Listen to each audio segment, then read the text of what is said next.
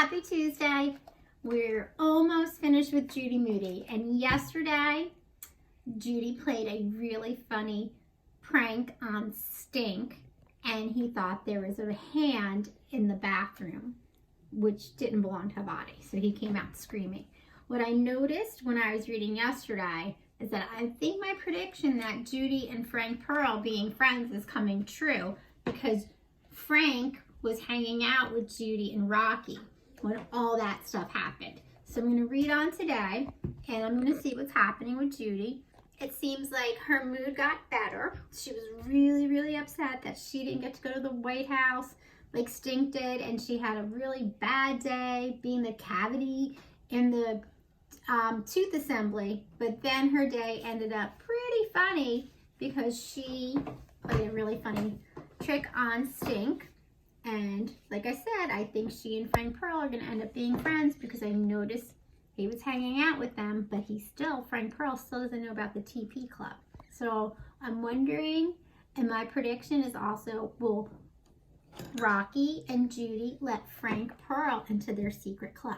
Okay, so I'm going to read one more chapter today. So this chapter is called The Me Collage. Stink watched Judy finish her collage after school the next day. Almost done, said Judy. It's due tomorrow.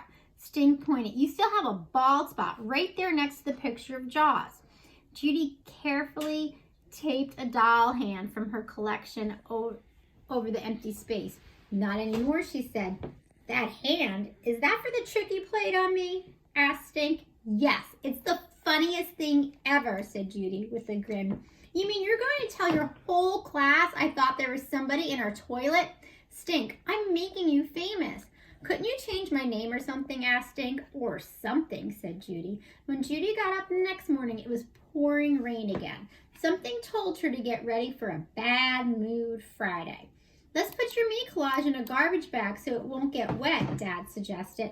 Then she brought it downstairs. Dad, I'm not carrying my me collage in a garbage bag. Why not? Did Van Gogh put his Starry Night in a garbage bag? She's got a point there, said Mom. Garbage bags probably hadn't been invented yet, said Dad. If Van Gogh had a garbage bag, believe me, he would have been smart enough to use it. Honey, why don't you take the bus, and Dad'll bring your collage to school after he takes Stink to the dentist, Mom said. Stink's taking Toady to school today, so Dad has to drop him off anyway. I want to take my collage to school myself. That way I can be sure nothing will happen to it. And let's stop there and make a prediction. She just said she wants to take it to school herself so nothing will happen to it. She's already thinking it's going to be a bad mood Friday. So what do you think might happen? If someone's around at home, go ahead and tell them. Or you can tell yourself. Or you can tell me. Okay, let's read on.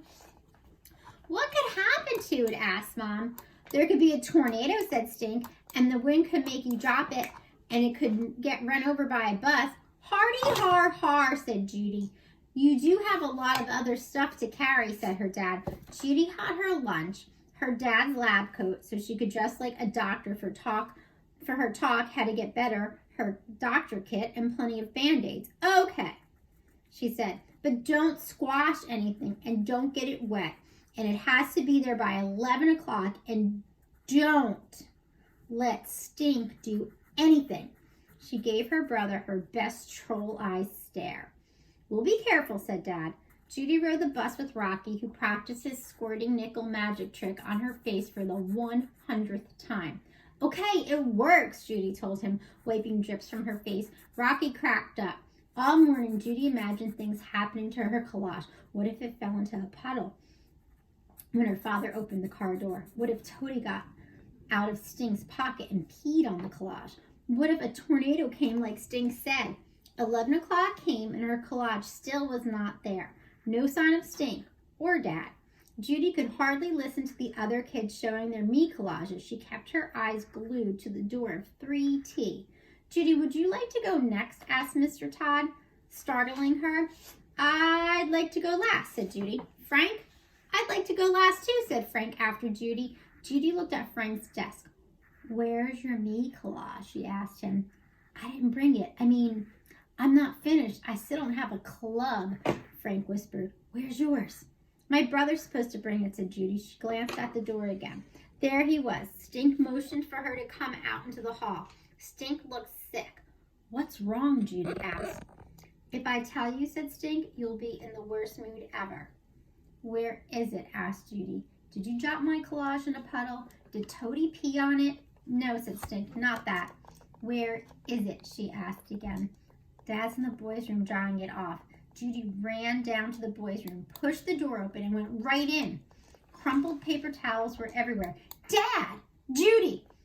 Is it ruined? Let me see. Dad held up her collage, right smack dab in the center. It was a big purple stain the size of a pancake. Not a silver dollar one either. A giant, jaggedy triangle, a grape-colored lake floating in the middle of her collage. What happened? Judy yelled.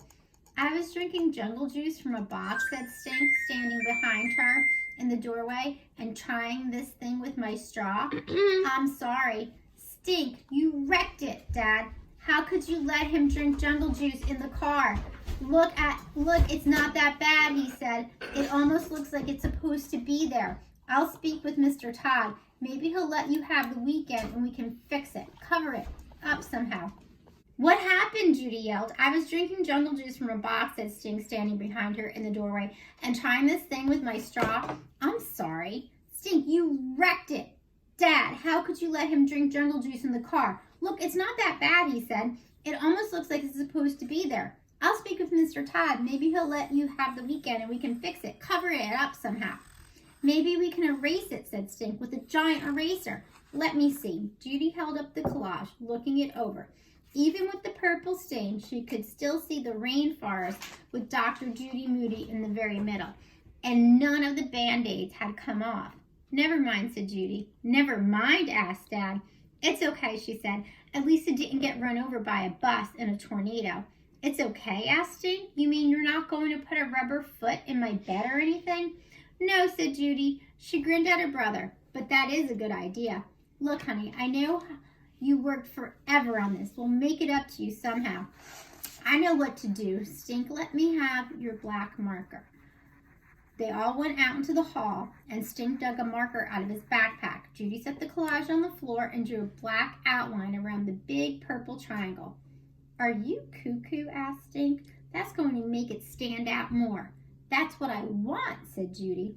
Then it'll look like it was supposed to be there all this time. I'm proud of you, said Dad.